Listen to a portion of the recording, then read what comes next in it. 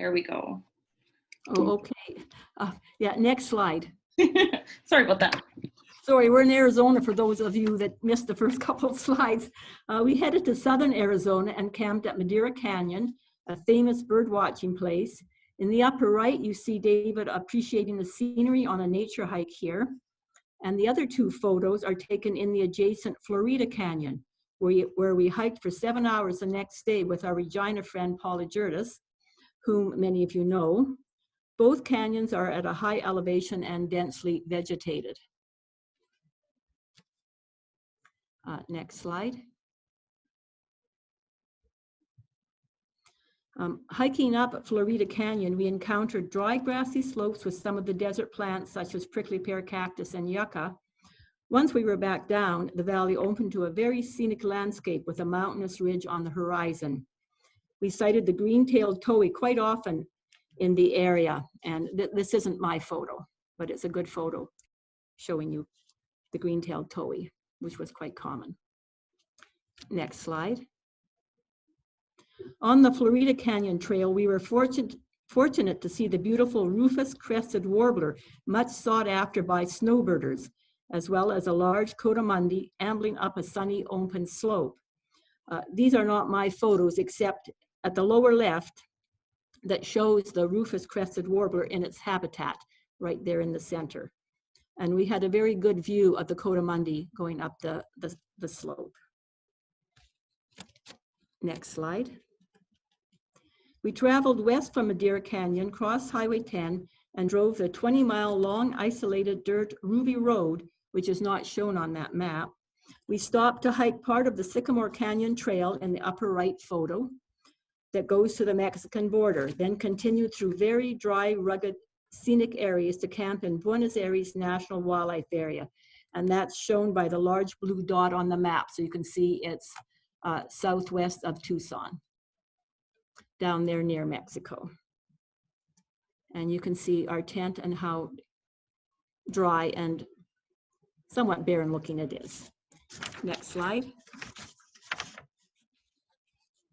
It was a drought year in Buenos Aires National Wildlife Area. We were there in January, and in non-drought years, there are winter rains in January to February and monsoon rains in July to August. There was a lone saguaro cactus and few scattered cacti in this mesquite grasslands landscape. Favorite birds we saw included a greater roadrunner and a black phoebe along a small spring-fed pond of water, the only water we saw. And again, these are not my bird photos, but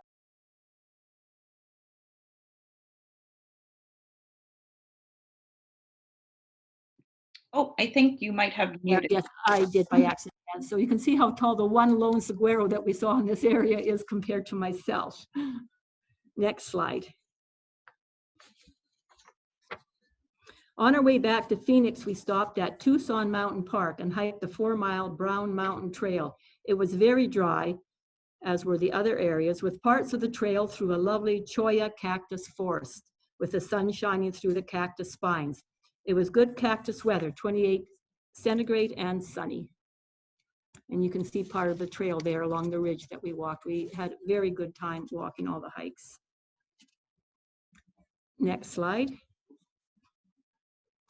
Here we are in Saskatchewan in June 2020, straight south of Eston, looking south towards the South Saskatchewan River that you can see in the distance on that left slide. David and I did a breeding bird atlas square here. We greatly enjoyed exploring the numerous coulees and hoodoo cliffs. Grassland birds such as meadowlarks and vesper sparrows were common, as were spotted towhees along the valley bottoms. Carefully listening and scanning the cliff walls yielded several rock wrens. A memorable point count in the agricultural land above the coulees was this one with an historical marker, which reads, original site of the Owensville Post Office, 1910 to 1914. Anyway, I thought it was quite a good looking marker and never saw any others like it. Next slide. We were on the lookout for prairie falcons and violet green swallows. We hiked to the cliffs in the upper left photo and found a pair of falcons using ledges with whitewash below, indicating there was possibly some nests. Past the cliffs in the upper right photo, we could see swallows flying around the farthest outcropping, way in the distance there. The vegetation along the valley was impassable, as shown in the upper right photo. To reach the outcropping, we hiked out and drove around to the fields that overlooked the valley from the other end, as seen in the lower valley. So now we're looking down the other way. And we found violet green swallows using the holes in the sandy cliff face in that lower slide on the right-hand side. There was lots of little holes, and swallows would be going in and out and probably would be nesting there. Okay, next slide. This last slide shows our August camping trip to the west block of Cypress Hills Provincial Park. Fire roads and the mini cow trails doubled as hiking trails. In the upper photos, we are hiking along the tabletops of the hills, a part of the Great Canadian Trail. We camped beside the babbling Battle Creek and explored the lower areas too. And that is my last slide. Thank you.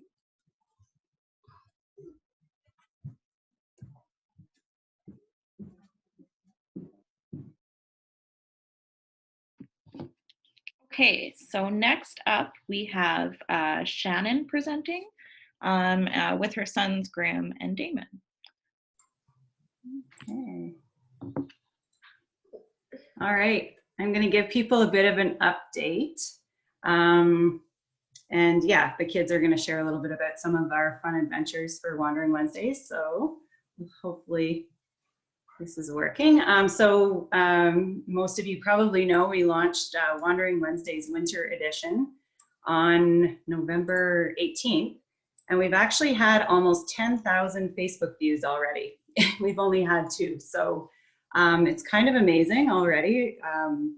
There's been lots of interest, and you'll notice, and I just want to point out in the picture, so my in-laws have agreed to help us. So this is my mother-in-law, my father-in-law, and my little niece who's 6. So we're trying to make it kind of an intergenerational experience and kind of show what you could do with your family during COVID right now to be safe together. So, and also the Get Outside Outdoor Adventures Kids Club, we've been running it every Wednesday. And parents have told us that during the winter time, they are interested in coming out, and they're interested in coming out until it's -30.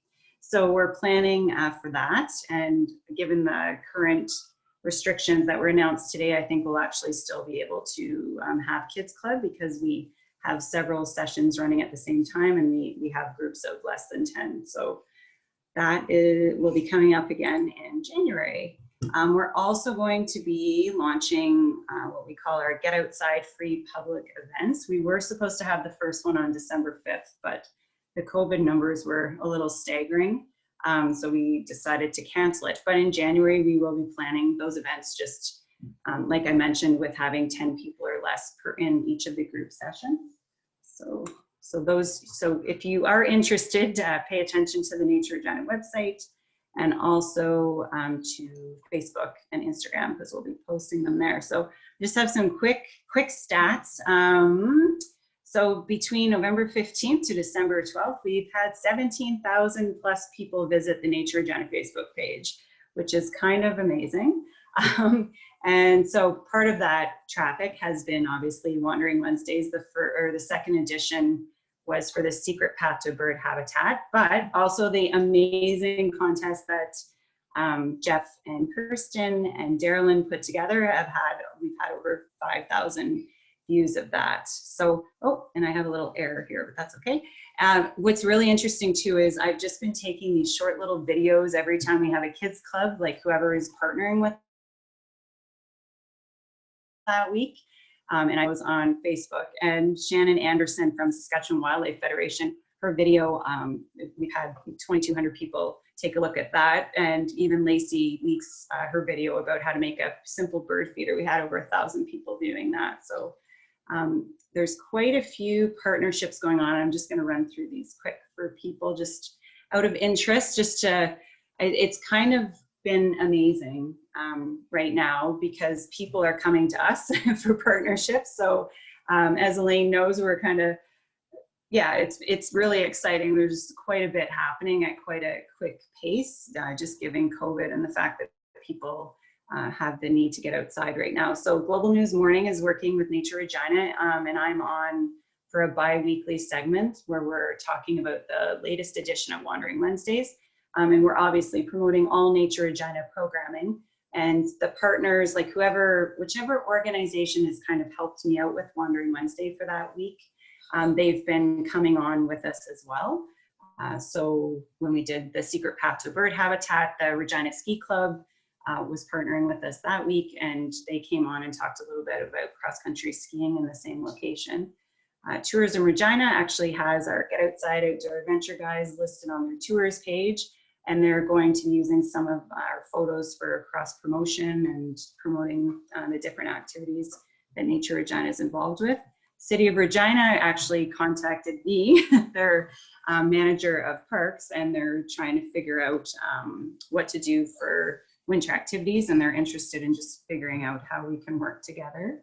Obviously, Royal Saskatchewan Museum is always an amazing partner, and they've been helping out with info and workshops, as has Sask Outdoors for Get Outside Kids Club, and Nature Saskatchewan's an awesome partner as well with some of our free public events, as well as the Get Outside Kids Club. Really interesting, we're having a lot of local organizations contact Nature Regina right now. So the Regina Symphony Orchestra right now approached us with the idea for a sound walk that would be happening prior to their Masterworks and Chambers series, and they're interested in seeing if there's ways to work together on that, and then to provide Nature Regina members with a discount for the purchase of tickets. The Art Gallery of Regina has also contacted us. They have a great exhibit happening about plants for February and March, and they're interested in helping us out with our free public events and with the Kids Club and having some artist activities at those different activities. And obviously the Saskatchewan Science Centre, we're working closely with them with all of their programming as well. So the other really cool news is that Cabela's has just provided Nature Regina with $9,500 from their outdoor fund. So we're actually able to purchase ice fishing tents and heaters for the winter, so we can have Kids Club when it is -30 and provide a bit of a shelter when we're out there when it's really, really cold.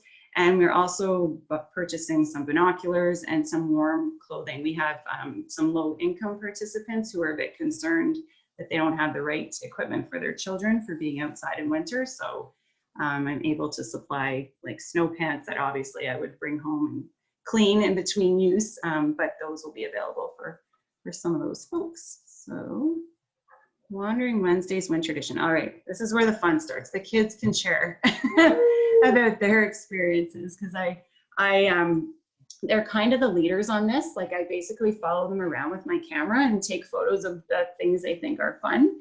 And then I'm the one that ends up putting it together, but it's kind of all inspired by what they're noticing in nature and what things they think families and people in general will be interested in. So I'm going to just talk a little bit about the first two if people are interested. A.E. Wilson Park is the location of our first Wandering Wednesdays. And one of you want to talk about the secret islands that we discovered there? Graham? Sure. Yeah. So we discovered secret islands at the A.E. Wilson Park? Yeah, Mhm. A.E. Wilson. And they're called Boyle Island and Prairie Island, and they're really cool because Prairie Island, it's like a bunch of native plants that Nature Regina actually planted 30 years ago. Mm-hmm. And Boyle Island has lots of trees, so it has a dense population of birds. Mm-hmm. Okay. And what kind of birds did we see when we were on Boreal Island? You can see these ones: the red-breasted nuthatch, downy woodpecker, American tree sparrow, and house sparrow. Which for a lot of the experts at Nature Regina aren't that exciting, but for people like us who are just learning to birdwatch and we're teaching other people to birdwatch, it's actually kind of exciting because there's not a lot out there, and we're actually learning about those species very quickly. Damon, did you want to talk about what did that to the tree? No, we won't do that. You can just talk. So as you can see, that was a beaver that did that tree. And beavers, they make they're an important part to our ecosystem because they cut down trees so then they don't have too much overgrowth. So then there's not too much overgrowth of trees. And then they also like not here because they don't build beaver dams, but in other places they build beaver dams so they can build like pond ecosystems and stuff like that. But here they build lodges instead for them to live in because they don't need to build clear, like, so they don't need to build a dam to keep in the water because it's like a lake here. Mm-hmm.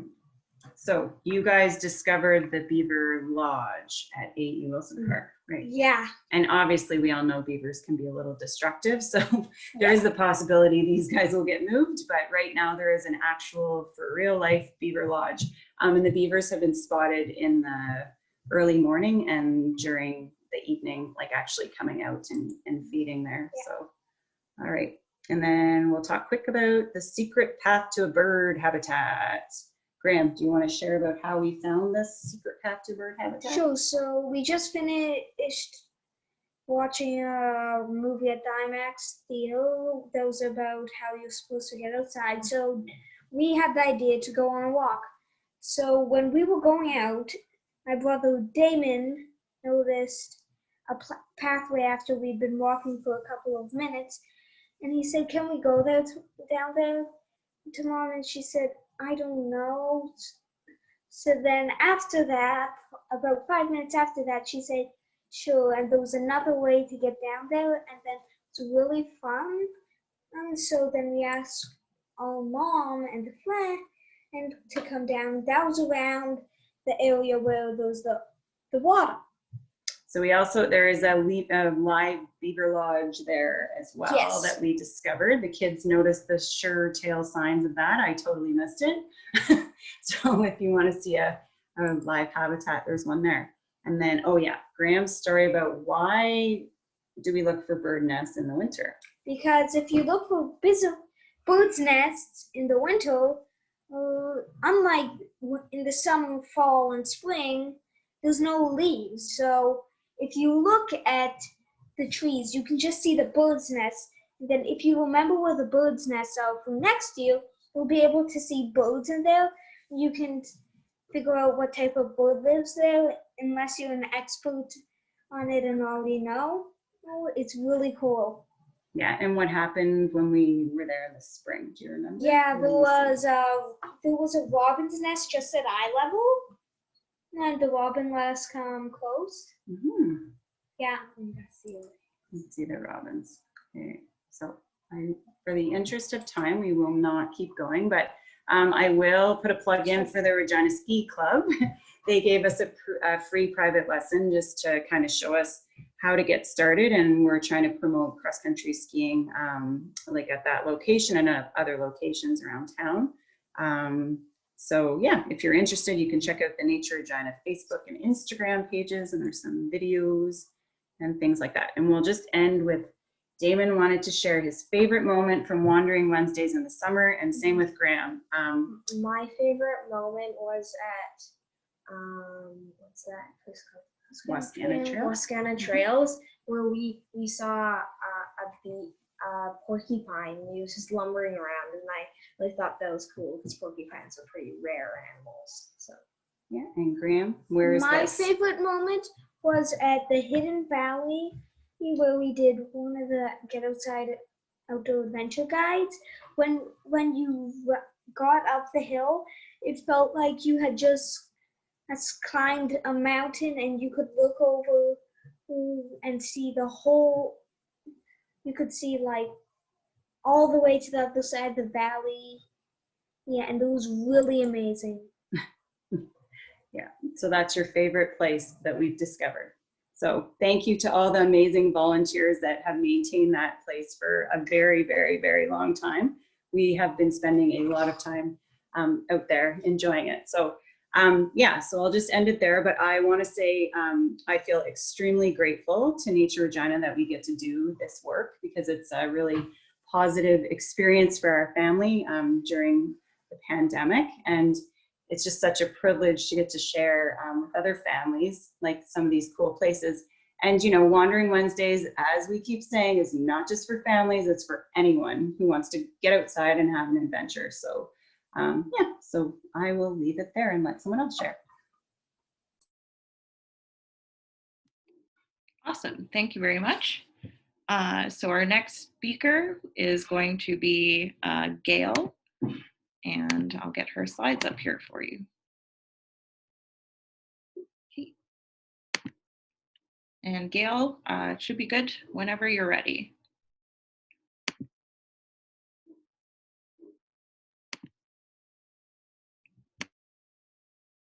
I think you're still muted, sorry. Does that work? Can you hear me now? We can hear you now, thank you.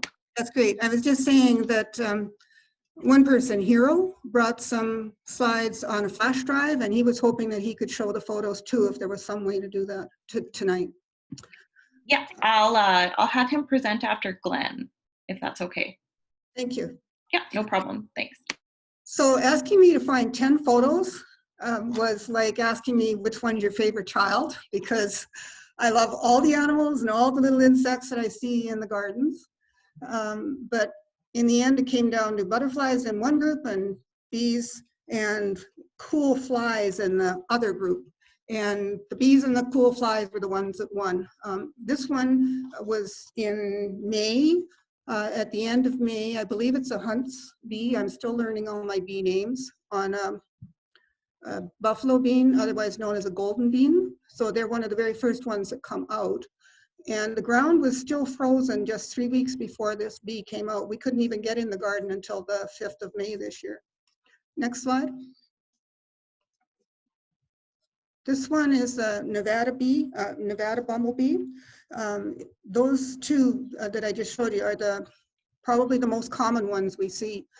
But these Nevadas, there were some humongous ones. There was some that were well over an inch long, which I'm guessing are the queens that were flying around in the fall. So we saw them in May, and we saw them all summer long, right until freeze up this year.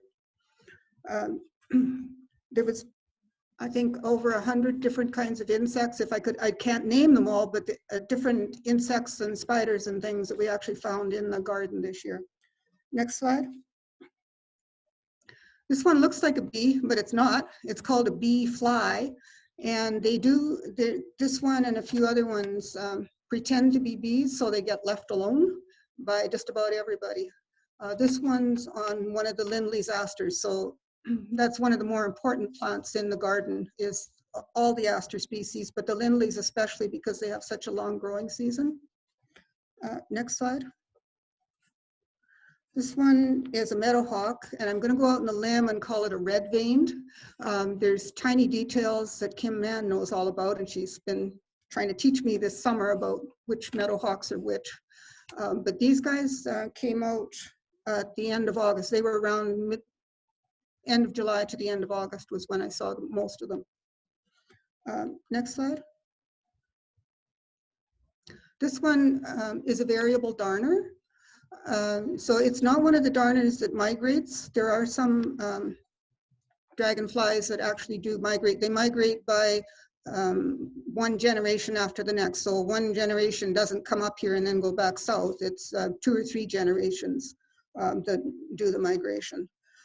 These ones are kind of cool. They're often near water. They're near the watery, very densely vegetated areas. And the babies of some of those darners will actually eat shrimp and tadpoles if they can get their mouths around them. Next slide. This one's a very tiny bee. I'm just learning all my tiny bees. I had no idea before this summer that there were so many of them. I think this one's a Hyleus or masked bee, but it's got so much pollen, I'm not sure. It's actually sitting on a dandelion out at McKell. And that was a very interesting place to go looking for bees and butterflies this year, because we found there was probably 40 species of native plants. It wasn't all the dandelions and thistles, but these are very important foraging for the bees very early in the spring and later in the fall. because they have got such a long bloom season if they get left alone. Next slide. This one is a white banded flower fly. There's lots of flies that are in the syrphid family, and some of them are like this. They're of course attracted to flowers, but some of them actually hover at the same time. The little tiny one behind it is a bee, not a fly, and I believe it's a Lasioglossum bee. I've still got to get most of my insects from this year identified with a lot of help from Dr. Sheffield. It's on a Shasta daisy for the same reason that I took a picture of a dandelion. This one was in my yard. I did see them at the garden too, but this one happened to be in my yard, and I couldn't believe the number of insects that loved these big flat pads. So that tells me a little bit about what I need to grow for the native plants. And on the left side below the fly, there is a red bug that I have no idea what it is. Didn't even know it was there until I took the photo and looked at the photo later. So another adventure finding out what that guy is. Next slide. This one has two flies that I think are Lasioglossums or Hyleus. Like I said, I'm still learning. But they're two different ones, and I believe the top one is a masked fly again. Sorry, masked bee again, which would make it a Hyleus. But at the very bottom, I had never seen green bees before. They're called metallic green bees or sweat bees. And this one's a female, and you can tell that because it's all green. The males have yellow and black abdomen. Yes, abdomen at the tail. Next slide. Now, if you can see 4 bees and a hoverfly and a beetle on this yarrow, then you've got very good eyes indeed. There's one bee on the far left at the top, and then there's the cucumber beetle, which I had spotted one. I'd never seen them before. I had exactly one cucumber plant in my yard, and it was a volunteer wild one. And I don't know how that beetle found it because there isn't any other cucumbers on the whole block, but it found that one. On the top right is a fly, the flower fly or hoverfly. And then in the center below the spotted cucumber beetle, there we go. There's another bee. And if you go way down to the bottom, yep, right there, there's a bee, and just above it, there's another one that I think is a bee to the right, just above to the right. I think there's another one to the bee. Nope, right beside the bottom bee. There, thank you. Anyway, I am absolutely shocked at how many bees, tiny bees there are out there. Somebody I'm working with on another project for growing native plants had a question: is a 10-foot by 20-foot space worth growing for bees? Will you actually see more bees there than you would have if there hadn't been any native plants? My front yard is about 10 feet by 20 feet, roughly, where I found all of these, and I can tell you for sure there will be hundreds of bees if you start growing native plants in even such a space as small as that. Next slide. This one's my last one, and these are one of my favorite little bees.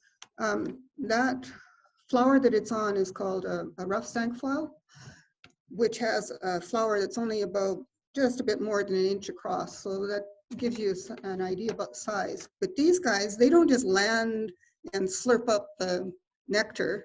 They actually roll around in the flowers and bump all over the place trying to get the pollen off. So they're actually a lot of fun to watch. Thank you very much.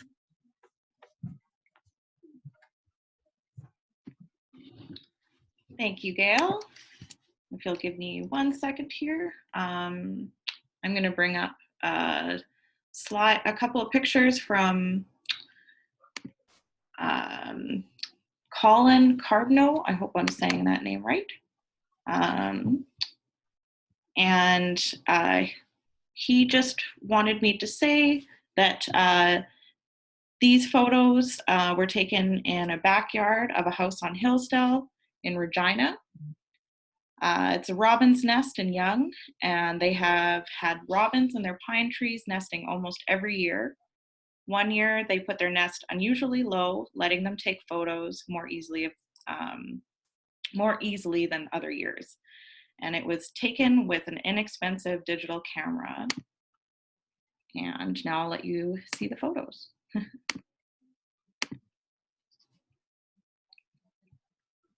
a couple of babies here.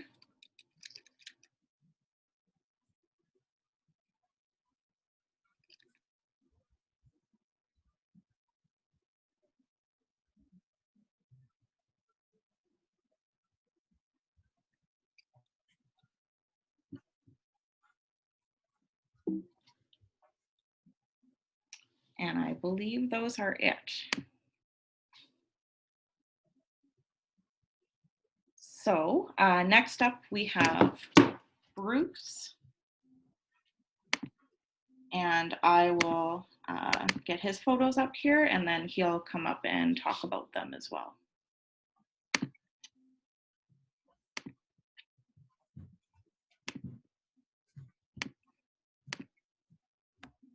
Okay, Bruce, should be ready whenever you're ready. Hey, thank you very much. Okay. I'll try to speak loudly here. Yeah, so COVID obviously has changed a bunch of things for us over the last year or so. And for me, it meant spending a lot more time in Wascana Park. So I did get quite a number of bird photos in Wascana Park just in the last year, and I'll try to share a number of them with you here. First one, I think everybody knows this little fellow. This is the wood duck that apparently has spent the last 3 or 4 winters here in Wascana Park. He's apparently has a mallard female as a mate. That's probably her right behind him there. And I understand he's been dubbed Romeo. So that must be his Juliet behind him. I think, okay, thank you. One of the goals I set for myself this year was actually trying to get pictures of warblers. And that's kind of challenging because a lot of them only come through in the springtime. They may only be here for a week or two. They're all pretty tiny little birds. They like to stay up in the trees and they never sit still. So trying to catch photos of them is a bit of a challenge, but I did get a few and I'd like to show those here as well. So the next slide, please. So there's a little yellow warbler, bright little bird that typically you hear a lot in the park, but you don't often see them. They like to stay hidden. Next slide as well is another yellow warbler that got out, enjoying a bit of time out on a branch. Next slide, please. And this is a common yellowthroat. It's the only one I've ever actually seen. Again, you can hear them in the park. If you recognize this little guy, he was Mr. January in the calendar. This is a different photo here, but it's the same bird. As I say, I've just haven't had a chance to really see another one up close and get a good shot. Next slide, please. And this is a yellow-rumped warbler. We had quite a number of them around for quite a long time in the spring. And I wasn't, for some reason, able to get a really good shot of any of them, but this little guy seems to be wandering up across the trunk of the tree here and looking for insects, I imagine. They're interesting little birds because they've got little patches of yellow here and there and black mask. And next slide. And this was kind of an interesting one. This is an orange-crowned warbler. It's an interesting bird because it has almost no defining features of any kind. And it's called an orange-crowned warbler because it does apparently have a little patch of orange on the top of the crown of the head, which you rarely see. And in this photo, I actually managed to, if you look closely enough and squint a little bit, you can actually see just a little bit of orange right at the top of the head, which doesn't usually show up. Next slide. And this is the only one of this species I saw this year. It's a little black and white warbler. And it's running up and down the trunk of the tree, I guess, much like the nuthatches do. I was quite happy because when I set out in the spring to take pictures of warblers, within 10 minutes, this is the one I saw. So I thought I was going to have a great day, and turns out that was the only one. Next slide. This is a little palm warbler. And I saw quite a number of them this year. I was surprised because I hadn't seen as many in the past. And they're interesting little ones too. A bit of yellow on them and a nice little rusty brown cap. Next photo is, I think, also another one that I'd seen in the park. And next slide. So it wasn't just warblers, obviously. A lot of other birds. Tried to include a few photos of some of the more prominent ones. This is an eastern kingbird, and there are quite a number of them around in the middle of the summer, all guarding their territories and swooping around. Eastern ones I found this year really quite common, and only ever saw one western kingbird, and that's the next photo. So I didn't get a great photo of that one, but it was the only one that showed up, so I figured I had to take its photo. And next slide. And this is actually the first time I'd ever managed to get a good picture of a yellow-headed blackbird. And it's, again, the only one I saw this year. Last year, there was a small flock of them that I saw over the course of about a week. Seemed to hang around for a while, and then they disappeared. Of course, there's always lots of red-winged blackbirds around. But these are just beautiful, beautiful birds. Next photo is another one of the same bird. I managed to catch him in the middle of his singing performance. And I didn't know it at the time. I didn't know what yellow-headed blackbirds actually sounded like. I thought perhaps they'd sound much like a red-winged blackbird, quite a beautiful song, and it's not. The way it's described is the bird, when it's singing, looks like it's being strangled and kind of sounds like it too. So great bird to look at, not so much to listen to. Next slide.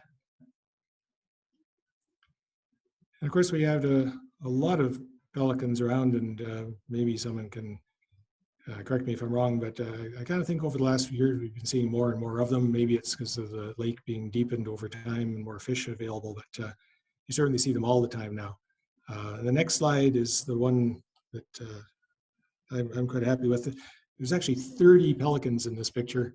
They were all just soaring at the same time overhead, and it's quite an amazing display because they rarely flap their wings. They just soar back and forth and doing it all in unison. So it's quite a sight to see.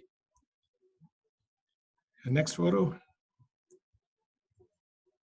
And I managed to get a little, this is a female goldfinch, just sitting on top of a little thistle there. This is sometime later in July, and I kind of think it was probably eating the thistle seeds. I understand that they sometimes use them to line their nests as well, but this one was probably in there just having a meal.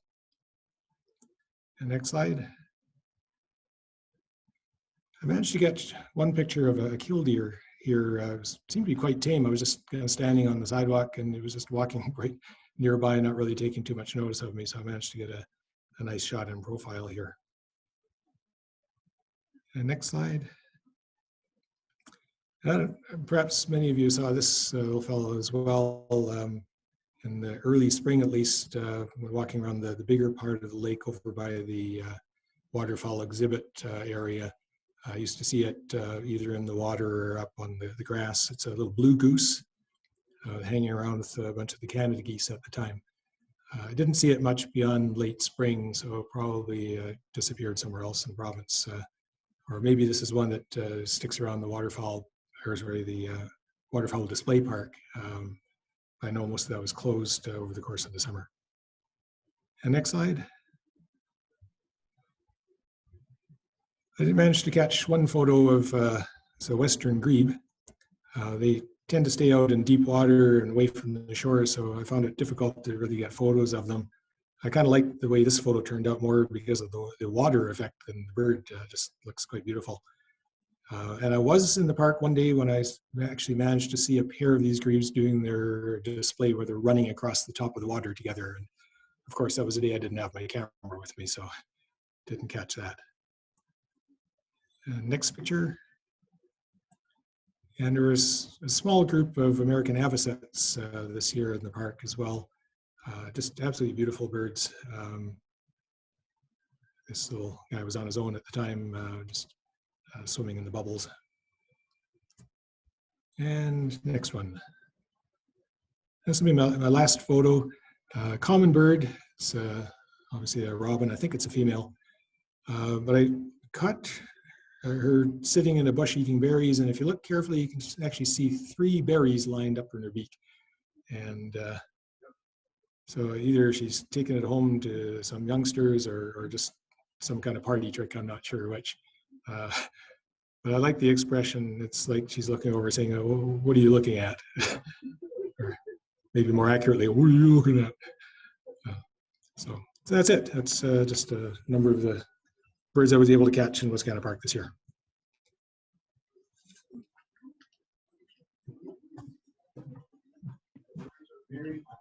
Perfect. Thank you so much. So next up, I have Glenn presenting. And I believe, Glenn, you're presenting from home. Is that right? I'm going to try. Can you hear me? I sure can. Okay, I'm going to try to share my desktop if I can. Can you all see my desktop? Yep, we sure can.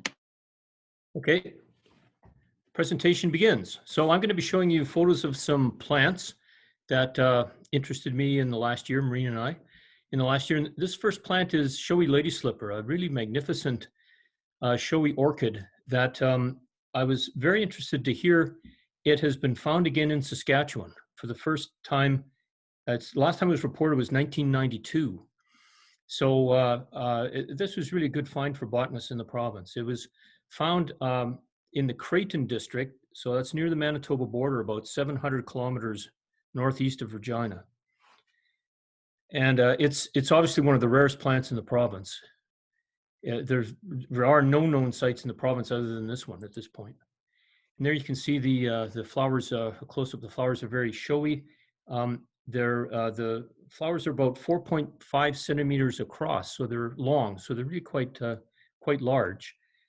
Marina and I took these photographs just across the Manitoba border on June 24th, 2007. And the remaining plants, almost all of them, I photographed around Wascana Lake in summer 2020. This first one we stumbled across late in the year. It's called Teucrium canadense, or germander. And I've been looking for this plant for the last few years and was looking for it in Duck Mountain Park and along the Manitoba border, and I couldn't find it. I've only ever seen it in the herbarium, press specimens, and was really surprised to find it there. It took me 20 minutes, half an hour to key it out, actually, because I'd never seen it before. These are mints in the mint family, so they have opposite leaves, they have square stems, and is often the case with mints that are found in large colonies. So we photographed these, I think it was, let me check my notes here. It was late in the year anyway, so almost most of the flowers are done. There's a close-up of the flowers, and what distinguishes this plant, can you all see my mouse? I don't know if you can see my mouse or not, but what distinguishes this plant, most mints have a hood on top of the lower lip of the flower. Well, this plant doesn't. Instead of a hood or an upper lip, it has 2 lobes on either side of the lower lip. That's really how you key it out, actually. And there's a macro shot of the flower. Over on the left-hand side, standing perpendicular to the corolla, the lower lip, we have 4 stamens. I've got an arrow pointing to the pistil. That's the female organ right there. There's the 2 lobes, and there's the lower lip.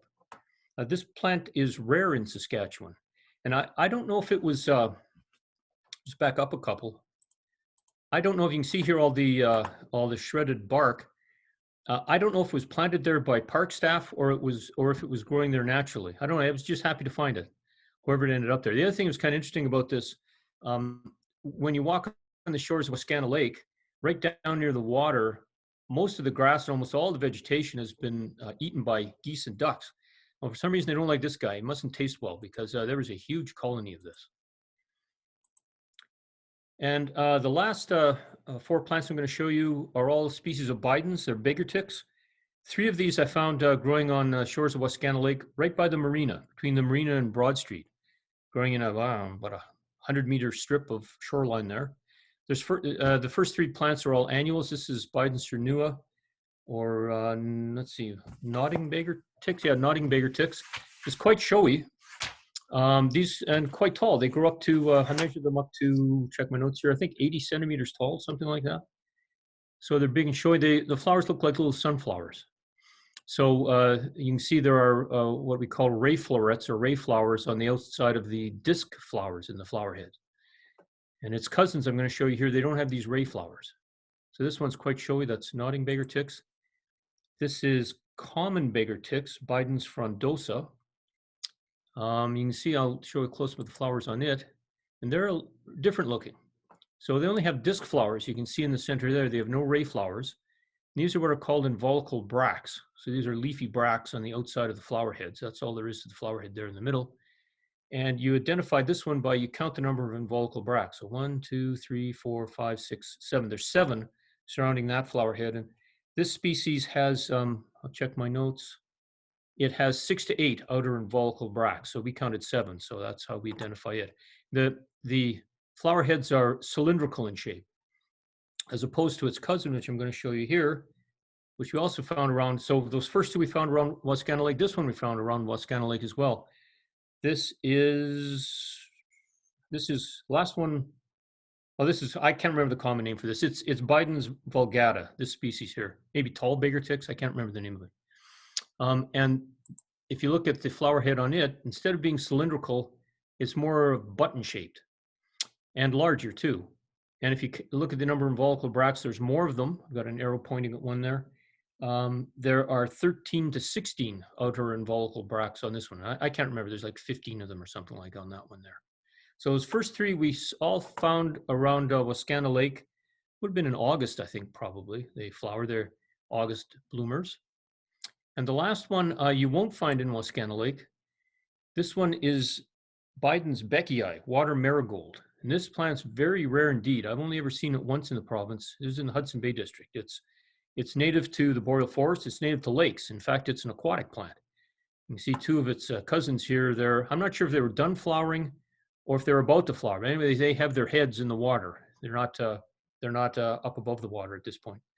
You can also see here, you can see some leaves above the water, and just at the base here, you can see some submerged leaves. I'm going to show you that in a minute. Anyway, these look like little sunflowers growing right up out of the water.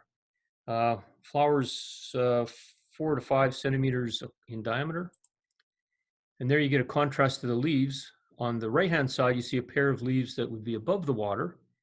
And then below them, you see, in fact, there's 6 leaves in what's called a whorl, or growing around the stem. And they're in many segments down to filiform in size. So it's very finely divided. So that's it for me. Thank you.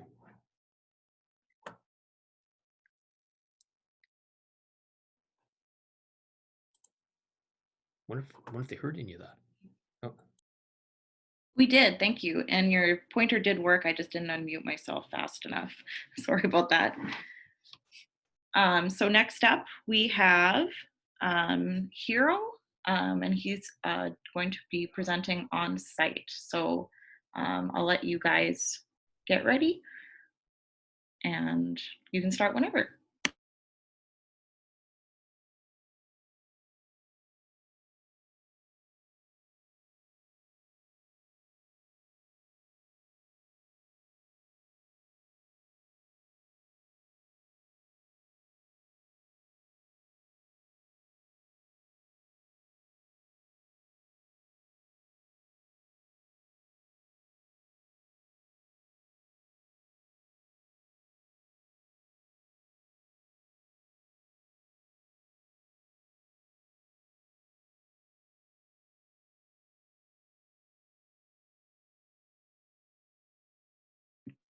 And it's still muted, just so you're aware.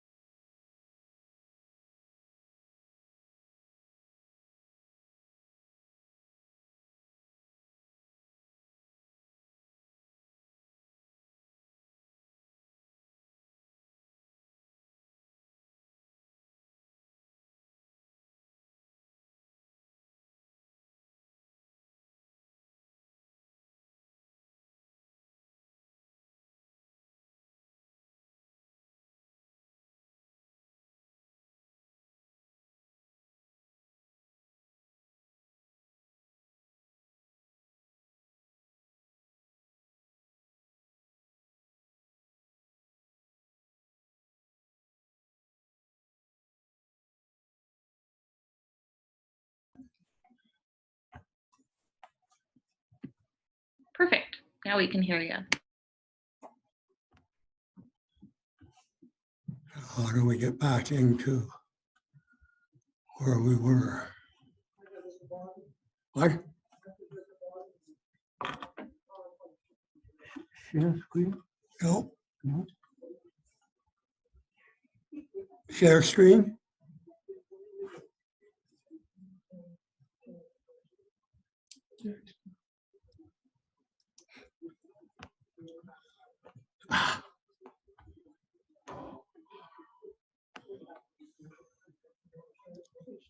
Where?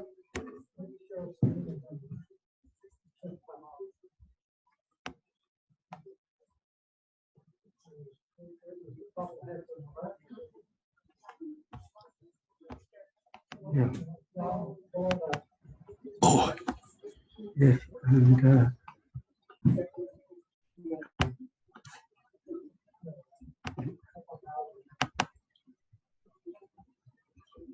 sure.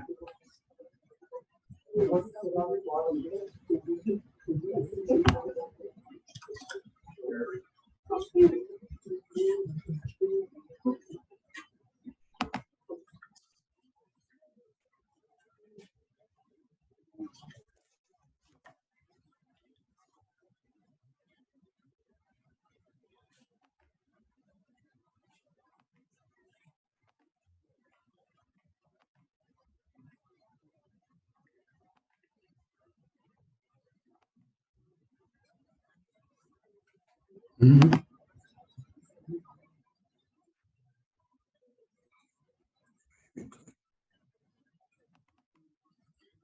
Presentation mode usually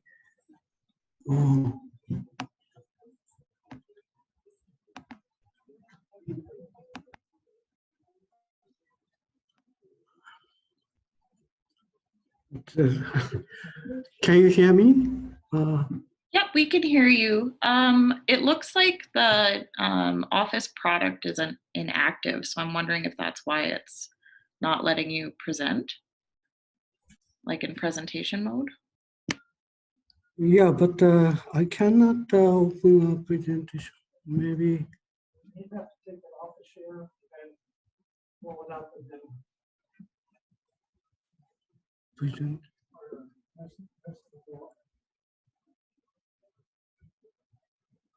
No, no, that's the screen. This one, that usually.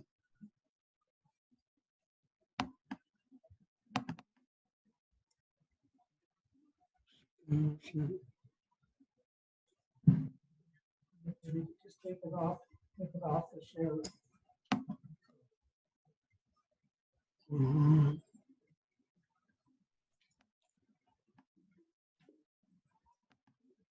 Oh no.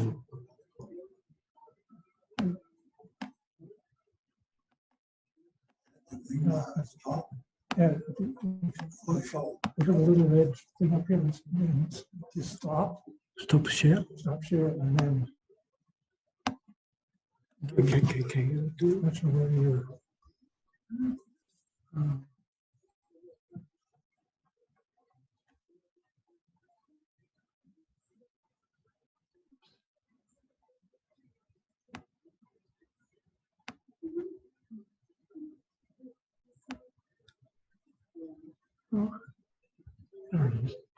Okay, now. Yeah, that's fine. Thank you so much.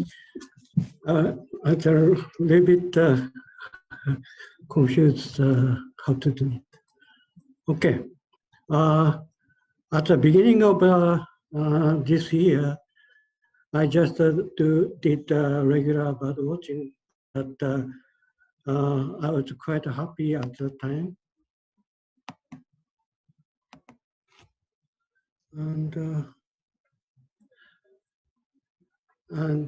But at a later time, I have to stay at home almost 6 months, except temporarily I'm going to go to university to do some science work.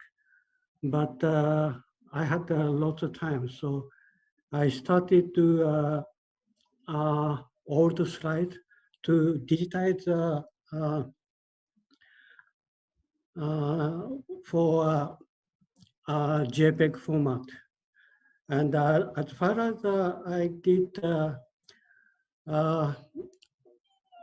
if I used Kodachrome, it was quite good, even if 40 years old slide can show quite good quality. But if I use Ektachrome, some other regular photo, it was a little bit decayed. This vulture, it's spread out Europe from Spain to Japan to China, and occasionally come to Japan. And it's quite large. This is almost a small but raven, and compared to raven, spines are quite large. And with this photo I took in Japan, and I could sell to Japanese news paper. And I got some money the first time when I was in a graduate student. And I saved the money and came to North America. So this photo is still quite good quality, and but some Ektachrome still okay, but a little bit not really sharp enough. Hawk owl, this catching mice, but it's okay, but not really good. Soffit owl and red-shouldered hawk. I took 20 years ago, and osprey, purple gallinule, I took in Florida. Black skimmer, elegant tongue, and buff-breasted sandpiper. This picture is still okay for me and to present. Loon, quite nicely, and puffing. Still, I don't know how to catch so many fish with one mouth. I still wonder, I want to see, I want to dive with puffing and how to see how to get those fish. Garnet and Roadrunner. I took this photo in Texas, and to take this photo, I was in Ontario.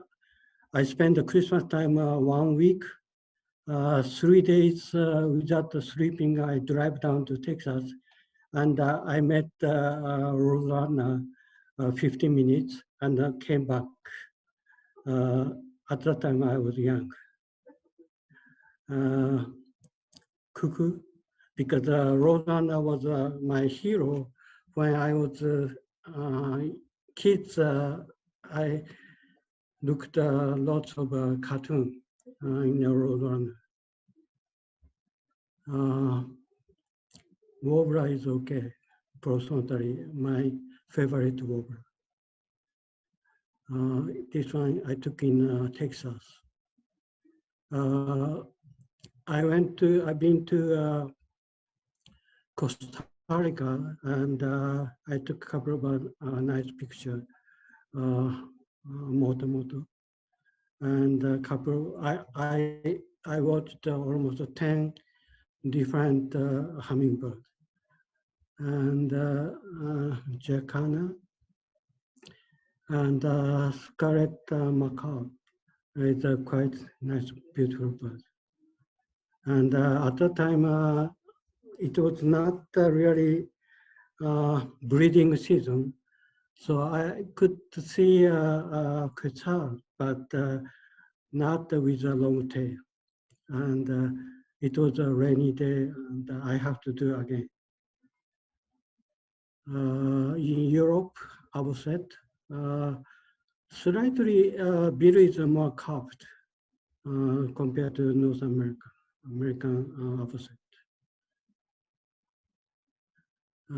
France beat and nice flamingo. From August to I found that nature is more safe than a city for, in terms of to avoid infection of COVID-19. So I've been to many places, and I took coyote in Grassland National Park. He was sitting more than 30 minutes in front of a prairie dog hole, but he couldn't catch it.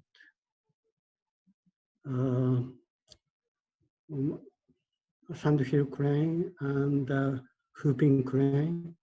I could see 53 whooping crane in north of Saskatoon.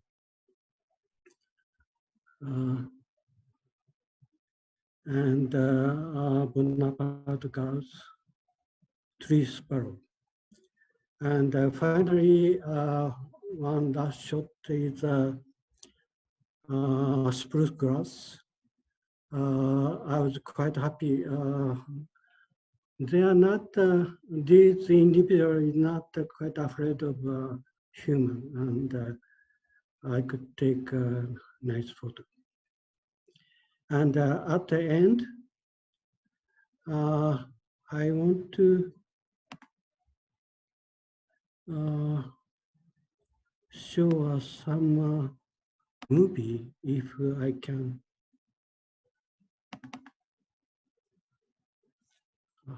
Maybe.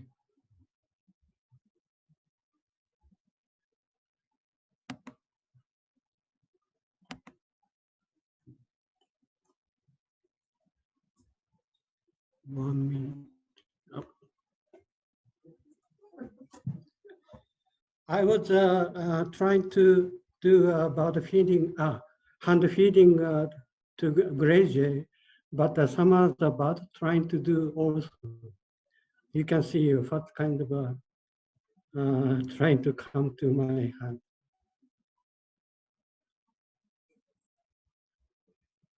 Magpie, but he couldn't. I gave it to him.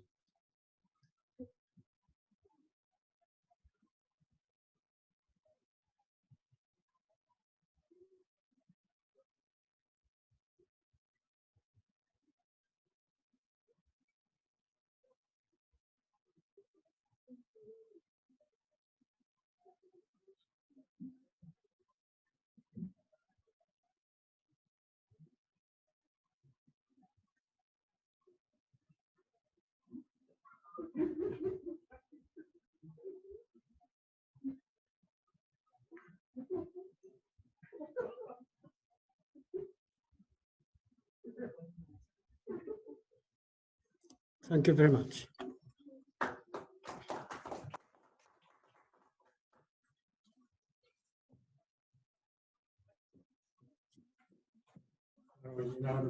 Jim Harwa. Awesome. Okay. So next up here, we have Kim Mann, and I believe you're also sharing from home. So I will.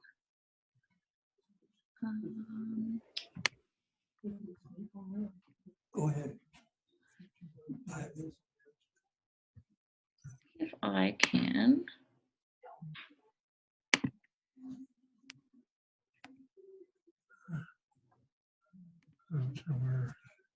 Here we are. Should be able to share now, Kim.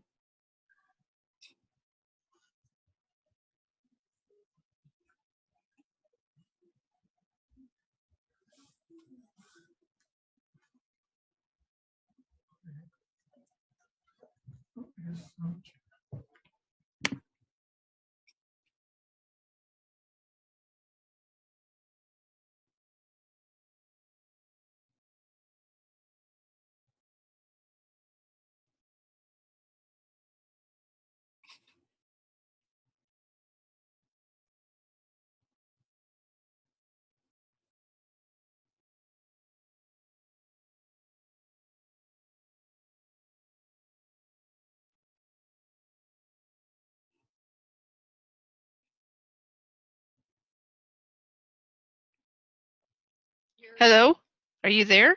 I am, yes. Okay, I think maybe they're still sharing their screen because it won't let us on. Oh, I thought I had stopped the sharing. It won't let you share? No. Mm, Okay, just a sec. I think I did see your screen pop up. Yeah. You can see our screen? Yeah. So we're just, I think, seeing, yeah, now Okay. your desktop. Perfect. Okay, just a sec. We're just calling it up. No problem.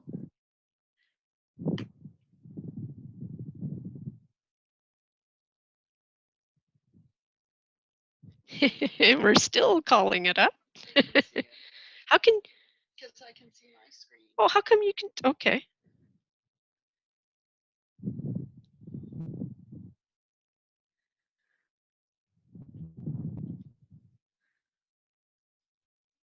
Oh, here we go. Okay, so you need to put it on slideshow. Okay, so all I do is hit the advance button, right? You're good. Okay.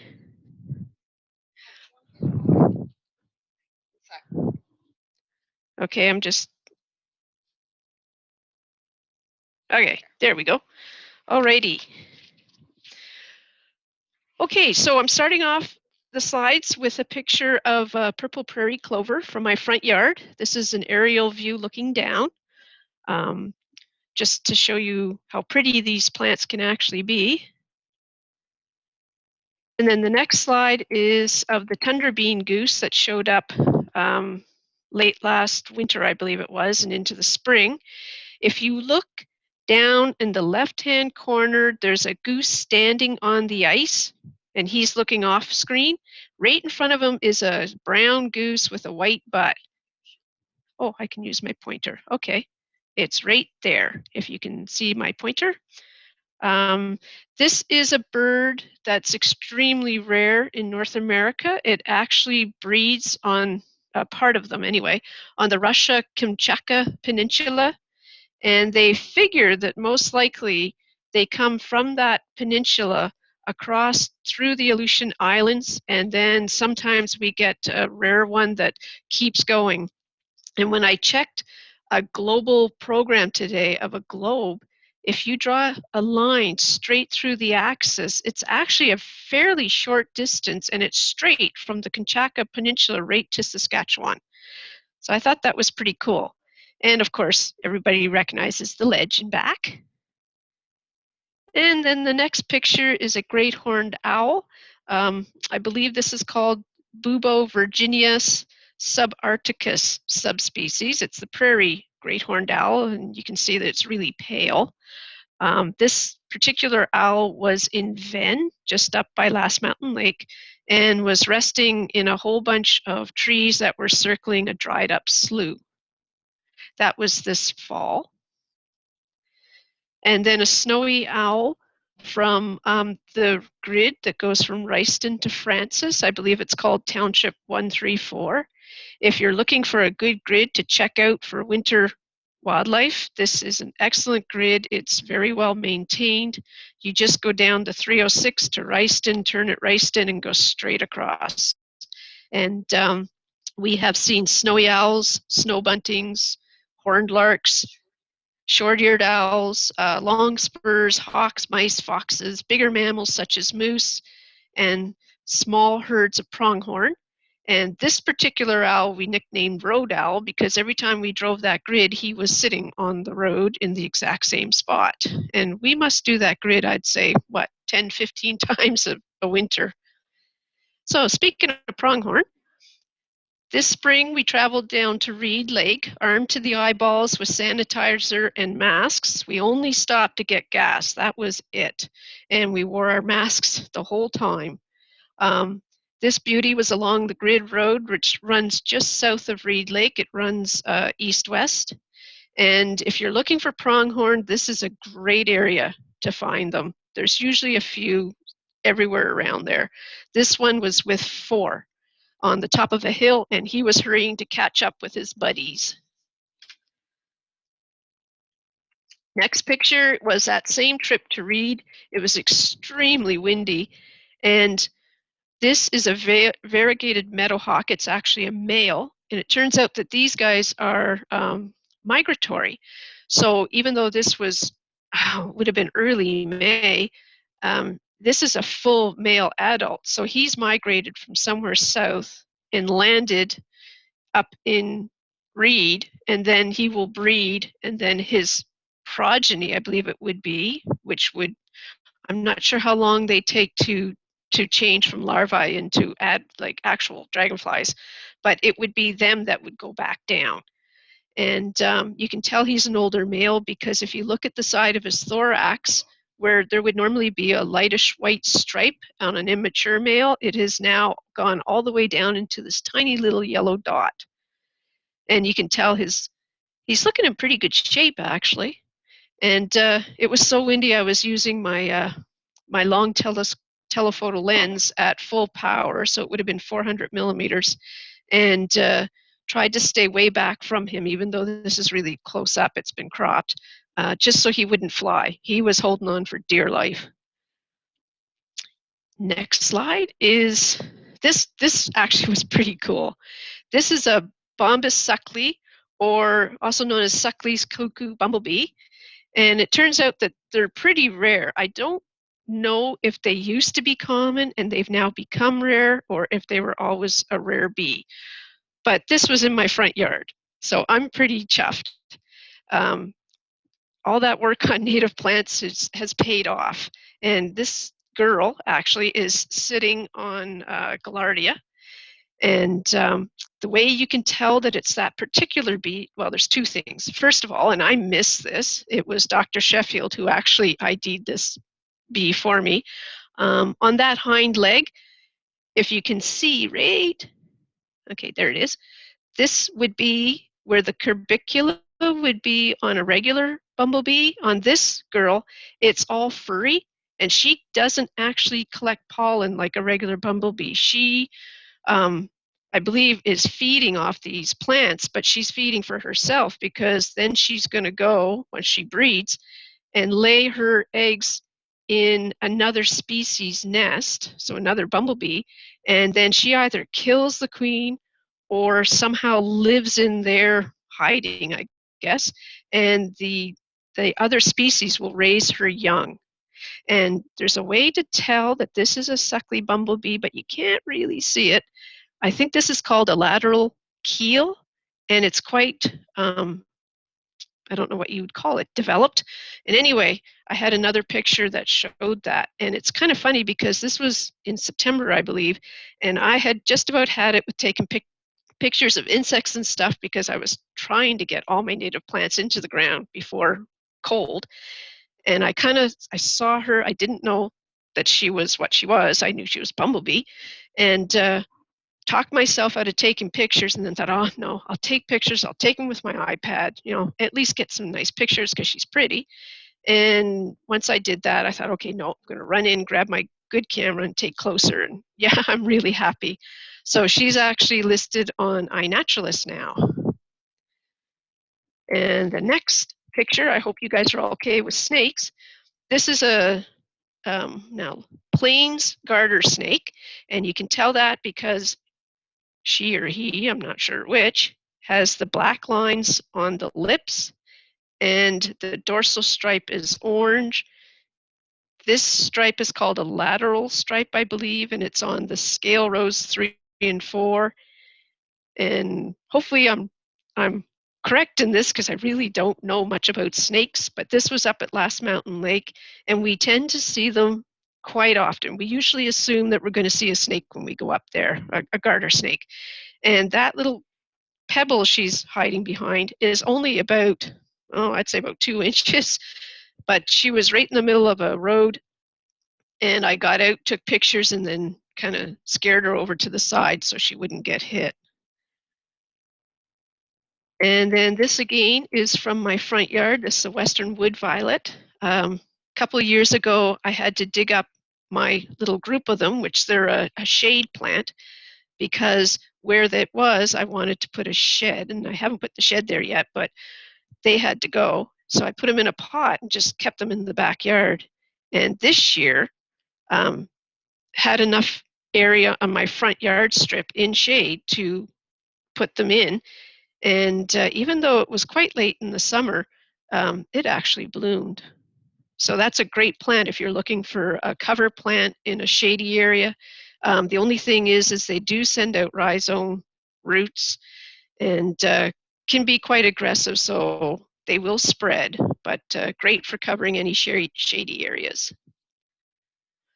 And then this canvasback female hung around in Rochdale Park for a while this summer. Don't get too many canvasbacks, but she was quite willing to pose. And then my last picture is from Chaplin last year. Chaplin is an awesome place if you want to go take photos of migrating shorebirds. These are redneck phalarope. And this was on the salt mine dikes. And the only way you can get on them is if you call the Chaplin Shorebird Interpretive Center and arrange a tour, even if it's just you. But it was kind of neat to see how many there were. And that's it. And I'm just going to change. You have to get out of the chair. Thank you. We're just switching over spots because we're using the same computer.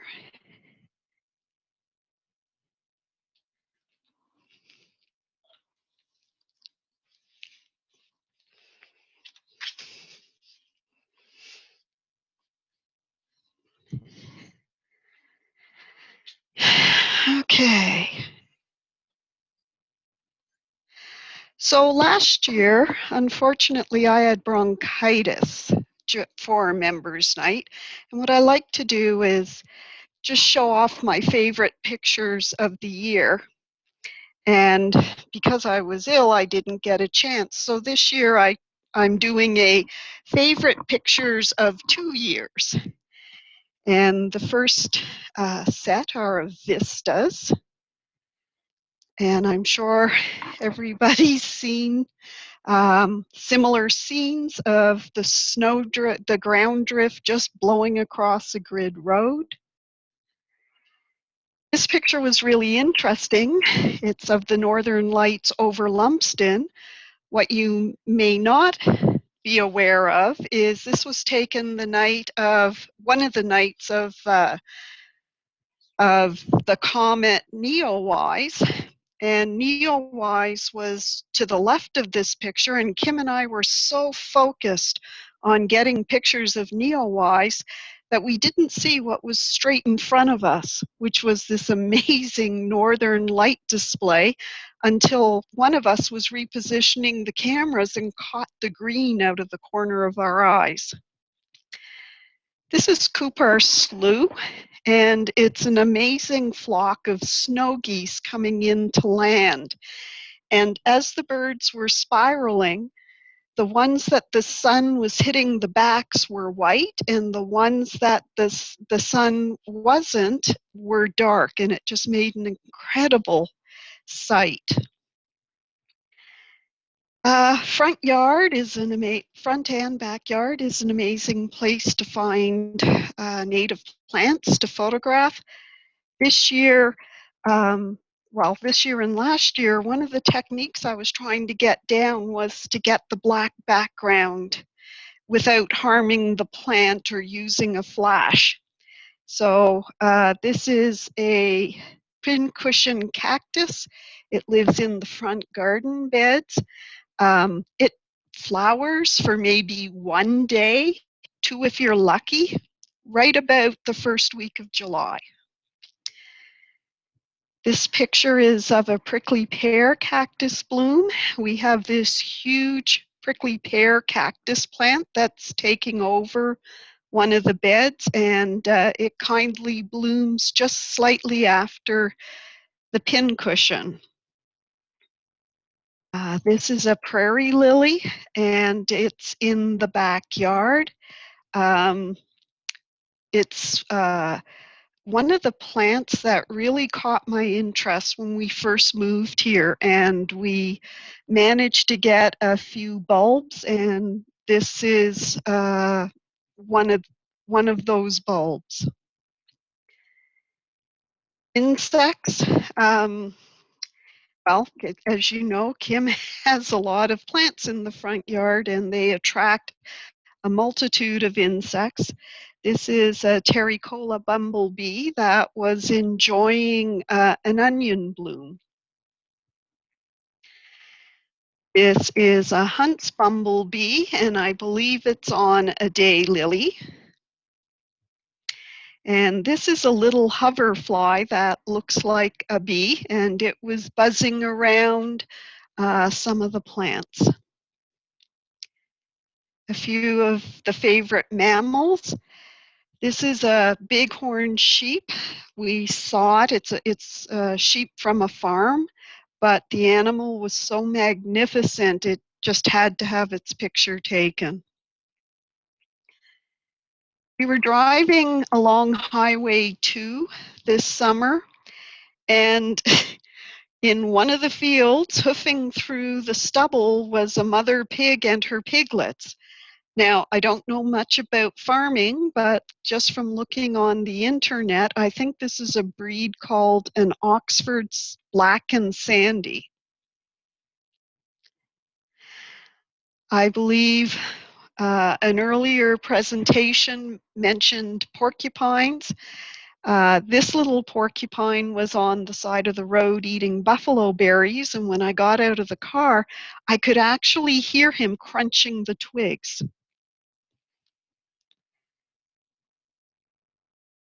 Kim showed a picture of road owl flying. This is a picture of road owl sitting by the side of the road, and it was a favorite spot for him to be. So we encountered him a number of times, and many of the times he was literally sitting on the side of the road. One of the most iconic pictures of a great horned is when they're sitting in a barn opening. And this particular owl was sitting in an abandoned barn just off of a grid road.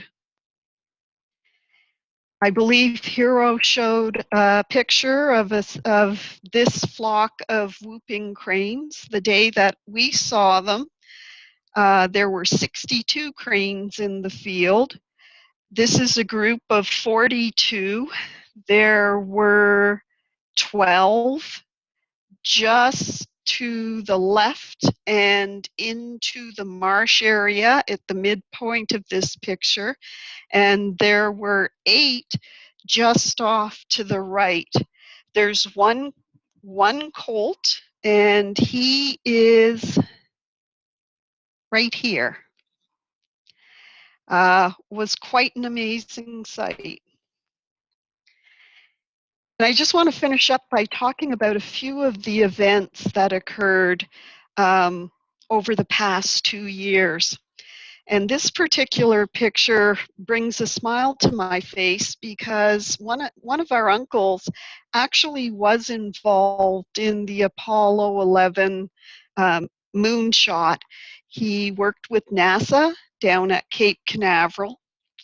And you can see an envelope with a stamp. What you might not realize is the postmark is from the Cape Canaveral post office, which opened for a couple of hours on that Sunday afternoon to postmark stamps. And my uncle went with a handful of envelopes and had envelopes postmarked for the nieces and nephews. I don't think one can talk about the last 2 years without talking or mentioning COVID. This sign is from Last Mountain Lake, and thought it kind of summed up things. Last year, the museum opened the Scotty exhibit, and we were fortunate enough to be able to take a few pictures without the crowds. And I really like the coloring on this photo. And also last year was the Birds of Saskatchewan book that was released. And what I did was I simply went through the credits and found all of the Nature Saskatchewan members, or those people who work very closely with Nature Saskatchewan, and listed them. And as you can see, there were a lot of people involved with this book.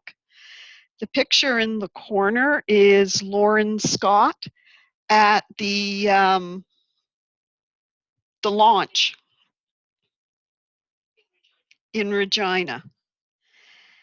And that's it for my presentation. This last picture shows the comet, Neowise, Lumsden, and my sister Kim taking a picture of the comet. And that's it for me.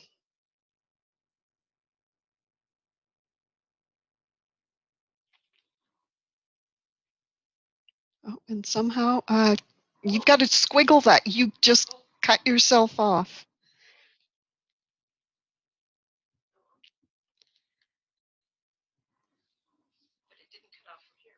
No. Awesome. Thank you so much, everybody. I can stop the screen share if you'd like. I got it. Perfect.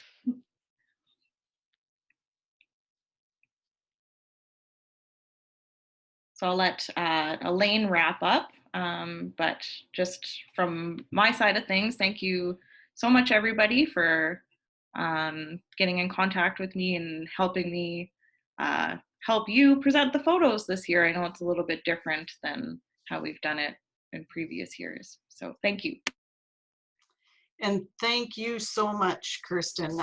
We couldn't have done it without you, believe me. This was just wonderful.